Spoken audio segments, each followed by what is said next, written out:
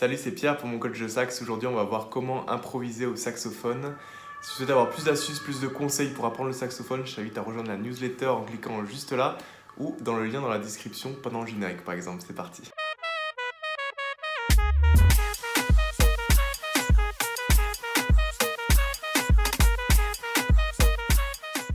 Comment improviser au saxophone? Déjà, la première chose, c'est de ne pas avoir peur.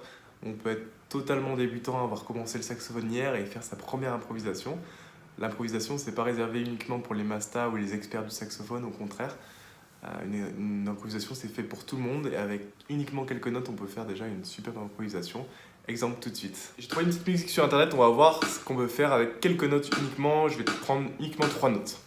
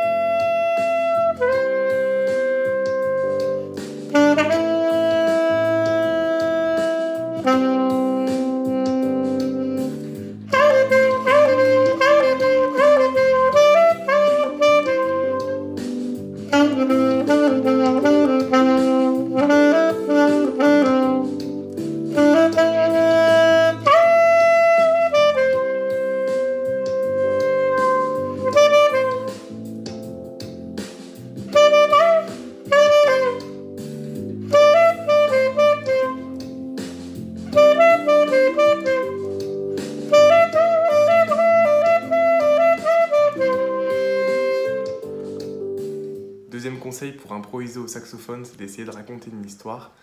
Donc un peu comme au cinéma, comme quand il va y avoir une intro, des éléments déclencheurs, des péripéties diverses, une conclusion. Là, ça va être exactement pareil avec le saxophone, on va essayer de raconter une histoire en respectant un petit peu ces ordres-là comme au cinéma en fait. Donc exemple tout de suite.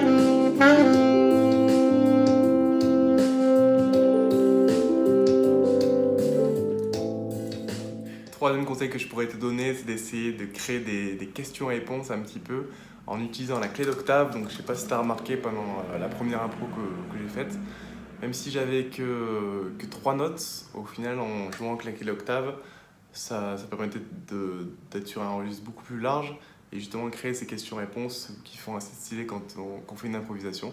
Je te remets l'extrait, tu vas voir.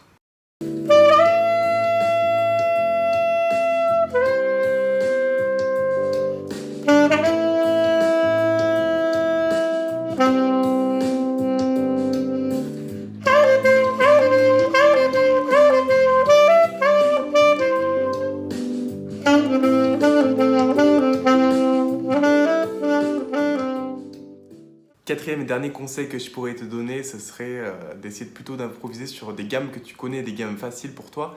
Genre, je sais pas, tu prends la gamme de Do, au moins tu es tranquille, t'as pas à te dire mince, est-ce qu'il y avait un bémol ici ou un dièse ici.